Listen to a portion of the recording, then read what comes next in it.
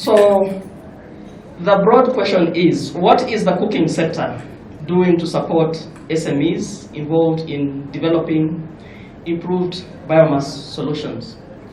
And if we could start with Mr. Colm Fay from the Clean Cooking Alliance, kindly give us your perspective on this. So yeah, we've been doing a lot of work recently on understanding the unit costs and unit economics of pellet production and of the tool and fuel business model. There's still some uncertainty about the commercial viability of pellet-based business models. I think there's a lot to learn from experiences that we've had in the past in the sector from companies like Ingenieri. But investors are still interested in the potential of these improved biomass models, and we're hopeful that with a better understanding of the unit economics and understanding how these models can scale, that will support additional investment coming into the sector.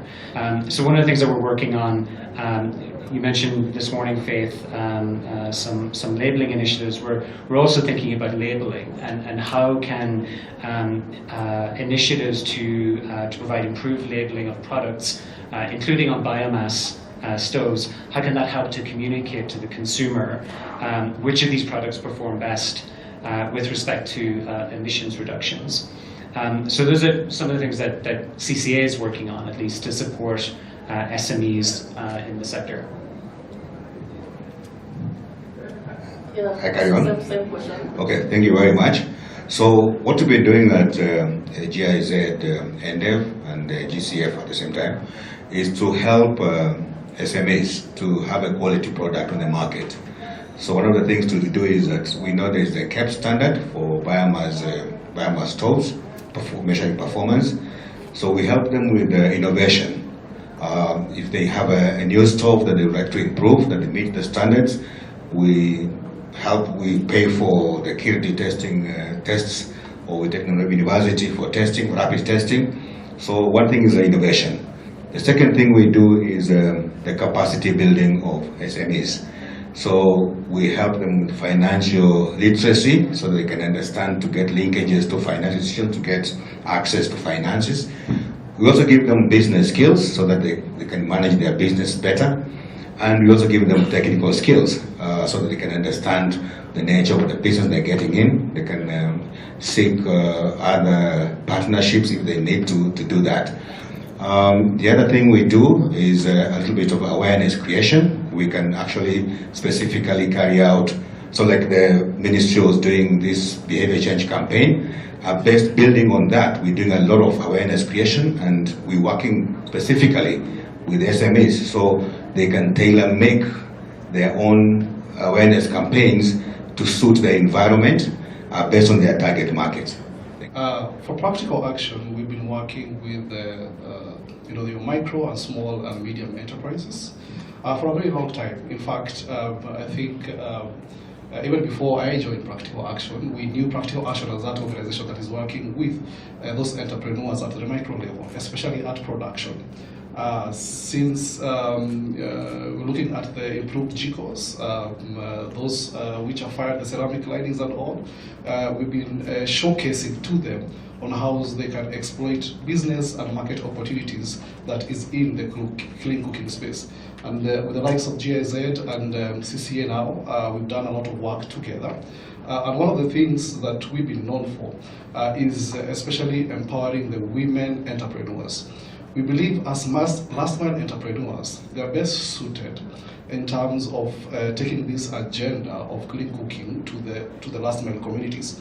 They can sell in a much more better way, and once they are empowered, especially from an agency perspective, then they'll be able to reach the last mile communities. So from business training to creating awareness, and especially giving them a platform where they are able to exhibit and also sell their products in a much more better way, and also linking them to the larger manufacturers who we are calling the last mile distributors, then that's how we are reaching the communities in a much more better way. So with these last mile entrepreneurs, that's how we worked over the years. Thank you. So I would like to bring you back to the thinking around the Kenya National Clean Cooking Strategy. And to the three of you, I would ask the question, what do you see clean biomass contributing to shaping the national clean cooking strategy? I know the Kenya Clean, the study that is actually being taken by EED is looking at developing an investment prospectus. What the private sector needs is information to crowd in to be able to see a business case and contribute to the development or towards achieving the goals that we have set out as a sector. So if there's indeed a business case, then you'll find businesses really coming in. So if you provide an investment prospectus and not treating the households that are using biomass as homogeneous but different, and they would need they have different energy needs, then you're providing a space for the private sector to play in there. One of the things we're trying to do, and we've been working on it for the last maybe couple of years, is to gender mainstreaming. And you cannot take away women from cooking and agriculture. Most of these clean cooking initiatives actually came from women groups. So that's where we're coming from. So, and basically they were working in the biomass space, not the higher tier stuff we're talking about now. So these particular strategies can actually lift these women from the informal businesses that have been doing for years into better formalized businesses that will now enable them access financing from financial institutions. We're looking at them probably because of the enabling environment, forming businesses out of their informal biomass stoves businesses, which means they improve the education of their children because they have got a little bit more money to have better lighting for their homes, pay for electricity now. So it will have a multiplier effect in other sectors. Better agriculture, that's better nutrition, that's better education.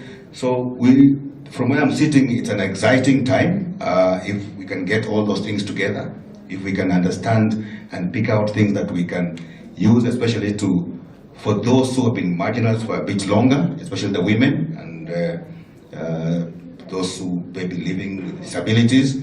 They have now a chance to be brought on board and also to benefit from whatever that can come out of these strategies. Thank you. Process. Sure, and I think I might just build a little bit on Maxwell's comments there. I think what I really liked about what you said was this idea of a transition from maybe biomass technologies through to higher tier technologies. We get stuck thinking of this as an either-or situation sometimes, either biomass or non-biomass. I think there's a lot of potential and power in trying to better understand how do we transition through that spectrum of technologies or through that continuum of technologies. How do we think about the role of improved biomass solutions in creating an expectation of clean cooking, of increasing the end user's aspirations around clean cooking, and thinking of that as a step along the journey to maybe some of those higher tier solutions ultimately. I think the other thing that I think about is going back to that point about carbon financing. There's the possibility that a lot of the carbon financing that is coming into the clean cooking sector is used to fully subsidize biomass stoves. That's something that often is disruptive to markets. It's disruptive to the opportunity for private sector players. So again, in keeping that idea of the continuum, how can we think about really smart subsidies and incentives for the lowest income households in the country to get onto that ladder of cleaner cooking, and maybe it starts with biomass and improved biomass, but can continue from there. So I think that idea of really understanding how are we thinking about this total market, how are we thinking about solutions that are appropriate for different income segments, and having a degree of coordination across those strategies that allows us to coordinate capital, to coordinate our efforts, and to understand where ownership sits between the public and private sector as well.